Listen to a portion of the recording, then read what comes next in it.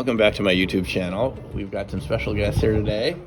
We've got the creators of, the producers and the cinematographers and the creators of A Flash of Beauty, parts 1 and 2. Parts 1 and 2. Flash of Beauty, Bigfoot Revealed. And so we're in Forks, Washington, just so you know where we are. We were Home of Twilight. Home of Twilight. Is that right? Yeah. I should know about that. Yeah. So I met these folks. So this is Mike, Jill, and Brett. And I met them last July when they came out to the Palouse, to Pullman in Moscow, to film the first part of the movie. I guess we call it Flash of Beauty, Bigfoot Revealed. Oh no, it was part 2. Part 2. Yep. Part 2. I had seen part 1 just to so part 1 had already been filmed. Right. And I was really impressed with part 1 because I mean the cinematography was really good and it just kind of pulled you in, all those witnesses. And in a lot of Bigfoot films, you know, you get the witness testimony, but there's no cinematography, you know, value to it beyond an ordinary documentary. It's just a lot of talking heads, right? Yeah. But you guys wanted to do something different with that. Is that right? Yep. That's been the goal all along, is to do something that sticks out, that people will, you know, look at and say, oh yeah, they're serious about this. We should be serious about this, you know. And we just thought that it was kind of missing in the space, you know. Right. And we've all believed in Bigfoot for forever, so you know, because it's part of the territory of living in Oregon. Absolutely. Yeah, being native, you know, Pacific Northwesterners and Oregonians. I guess all three of us are native Oregonians. It's been in the background since as long as we can remember. Yeah. And you've done other films before this. Yeah. So we brought our cinematic experience from our fictional films to this documentary in order to shoot it differently. You know, we wanted closer shots. We wanted people talking directly to the camera, so it had an emotional response to the audience, to the viewer. Yeah, we've all seen kind of grainy night footage of people out in the woods, you know, storming around, and we kind of wanted to take a different route and let the stories are as fantastic as, you know, seeing Bigfoot. So it's like, why don't we just dive into the story and let that, you know, paint the picture. So Yeah. And so what you had for me that was different was this wonderful drone footage in part 1, which really, for me, creates this emotional feel of expansiveness, of mystery. Is that intentional, or am I just sort of projecting that on? Brett was the drone pilot, got all these great shots. I mean, I'm sure we use it to paint a picture and introduce, you know, where we're shooting, where the story's taking place. But you can. Yeah, I think it's kind of a fundamental part of storytelling is sense of place and sense of the world that you're in and establishing the world that you're in. And so what a better way to do it than establishing our sense of place through drone shots, you know. And I just feel so grateful to have this technology to utilize it and be able to fly over some of these different areas. But, you know, the second part of that is just to show how expansive the wilderness is. Yeah. And I think that people, you know, especially people that don't go out into nature very often, forget just how much wilderness is out there.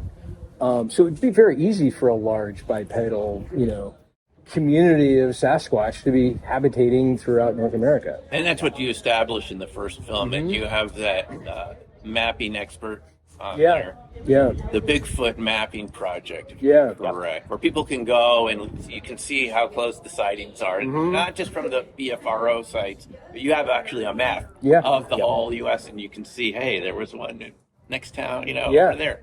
It's crazy. No, we found them, and we live in suburban Portland, Oregon, and we found Bigfoot sightings 4 or 5 miles from our house. They mapped the BFRO site to a map. That was the news. And is it that witness who says, which is a shock to me, and I'm sure anyone... Oh, we've got Astro in the shot here. He wants to be here. Hello. I mean... Here he is. It doesn't get any cuter than this. Hey. This is my personal Yeti detector. As Jill said, my emotional Squatch animal. Because after a Squatch encounter, we all need an ESA. Yes, we do. To recover. I was surprised to learn that he said 2/3 of the United States has been unexplored physically. That's huge. It's massive. It's massive, and I just don't think people realize that, how big it is. Because a lot of people I talk to say, well, and I spoke to someone I know from Texas the other day. She says, hasn't the whole United States been explored? Yeah. Is there any space left? And you establish right sort of towards the beginning. We don't know most of the physical landmass. There's huge areas out there. Even Les Stroud said that in some of his. She says, look at these shots. Don't you think there could be something out there that we don't figured out yet? Yeah. Right. Yeah. I mean, you look at Canada. You look at Canada, and all their major cities are at the southern border. I mean, there's just nobody living. Look at the size of Canada, for instance, and then you Right. got Alaska on top of that. Huge, It's just huge. It's just so big. I advise people to get a window seat next time they're traveling over North America. At least the northern. And section. these particular creatures are very good at being stealthy, as we establish in part 2, A Flash of Beauty, the Paranormal Bigfoot. So even, it's not just the size of the U.S., it's even in suburban areas, they can show up and surprise people, right? Yep. They can fit into many spaces. Anything many except reports of that. part really dense urban area, right? Well, we actually, I spoke with someone, and you've spoken with him too, we'll keep him anonymous, but a gentleman who lives in the Midwest, and he talks about, he's like, I'm in like an urban, like a city area, and they're using the greenways, traveling at night. They're like their own highways. It's like they're everywhere. And Rich Germeau said as much too. These sightings and interactions, they're not rare. It's a lot more common than people realize. It's more common and it's underreported Yes. by a long shot. Yeah, there's still a stigma attached to it, I think. There's- and that's part of what we tried to do with the movie is, make it okay to talk about this subject. Right. Yeah. And that's really what you did in part 1. You have a lot of witnesses and you establish sort of the case. Look, these creatures exist. Here are some of the witnesses. Yeah. Right. Yeah. You had a lot of good cases. What did you want to do in part 2? What did you feel was left to be done from the first movie?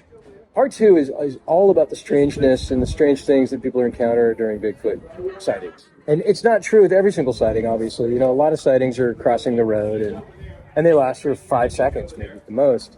But some of the more extended experiences, and when I say extended experiences, I'm talking about experiences that last longer than about a minute or two.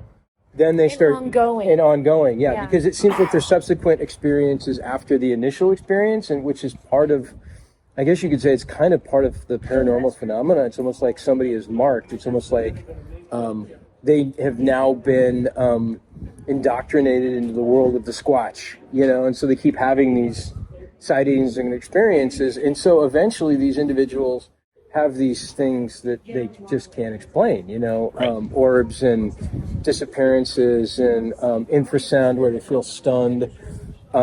So it's weird, and we can't throw that data out. We can't ignore it. That's a disservice to the phenomenon, to the creature, and to ourselves as humans to have that understanding. Well, and to the people who've experienced and like seen the orbs, seen lights, or had the telepathy and a whole host of things that fall outside of a flesh and blood encounter. Right. It's doing them justice as well, to let them know that they're being heard, and what they thought was crazy and they don't want to talk about, a lot of other people are experiencing. And as we get into in the sequel, maybe it's not so crazy. It's just science we don't fully understand. Yes. And you, sir, are attempting to help us understand that science. Oh, well, thanks. The guy we Thank you. So I did film with them, as we mentioned, in July. We had a great day together out there on the Palouse. In a variety of locations, including on Moscow Mountain, where there have been sightings nearby over the years, if you do your research. Not all that far away. Yeah. And so in part 2, you're basically saying your secret's safe with us. Tell us. And you, without giving too much away, and I guess I saw the screening yesterday. Yeah. So we don't want to give too much away, but you have a lot, and I would say very interesting cases that defy the ordinary flesh and blood explanation. Yeah. Because for years we've been hearing from the Bigfoot researchers, we want to be the scientists here, we want the data. But what data are they looking at? Right. Exactly. They're looking at the data that fits into their narrative. And backs up their story and their beliefs and their foundation. So footprints, handprints, and howls, which was all very interesting. No doubt about it. And we had a great panel discussion this morning. Yeah. And those people that did that in the 70s and 80s, sort of, for them, that was a huge risk. Yeah. We were mentioning Grover Krantz, for him even to come out. I heard his niece talk recently, Laura Krantz. Oh, wow. She works for NPR. Oh, wow. And she said, I recently discovered that my uncle was one of those crazy Bigfoot guys. And I wanted to find out for myself how crazy he was. And then I started investigating, and I found that he actually was considered a very legitimate character. Yeah. I think she wrote a book. Yeah. You know. So this is the stigma we're dealing with, isn't it? Even just going from hard evidence, footprints, and recordings of sounds. But what people experience is a little more than that, isn't it? It's a lot more than that. It becomes personal. I mean, people get into gifting relationships, and these gifts go back and forth, and it becomes personalized. Yes. You know, like Daryl Adams. You know, his wife was going through some heart issues. Right. And so, you know, what shows up is, you know, heart-shaped rocks, or you know, it's something that has, you know, some. It's a sentient person, and it has emotions, and it's you know, it's so this playing on challenges our cultural beliefs I think so. about we're the ones that are the only sentient species, Right. conscious, sentient, thinking.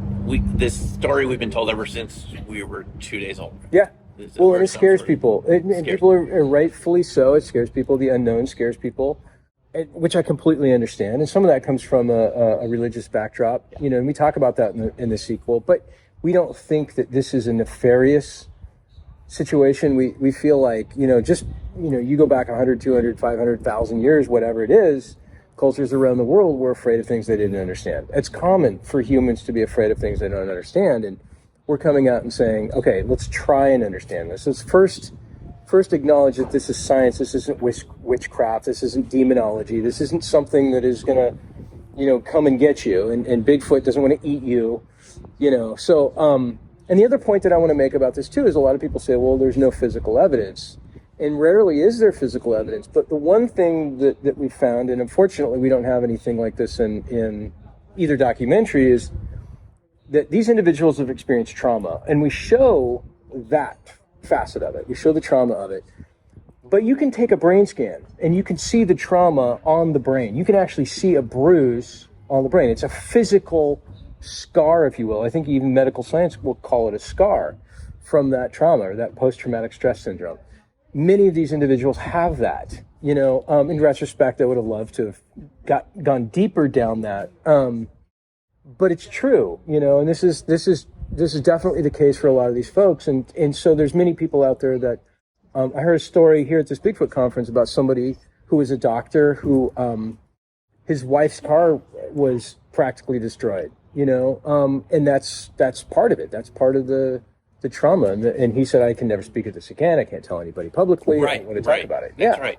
Yeah. These are the stories we don't hear very much about, because it's almost like the deeper the trauma, the less likely we are to hear about the story. Yeah. But that's all the more reason we need to hear it, so people are prepared when they go out to wild areas. Yeah. You could literally encounter something, right, that the National Forest Service or the National Park didn't tell you about. Right. And they're not going to. These people are saying, I never want to hike again. I never want to go camping again. Yeah.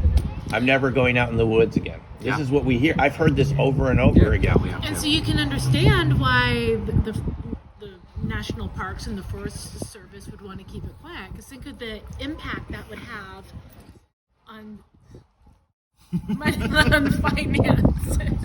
Do you need a puppy in your life? I think I got one. Yeah. So that's the thing about it, is it's not all dramatic. On the other flip side, people have this sense of wonder and astonishment.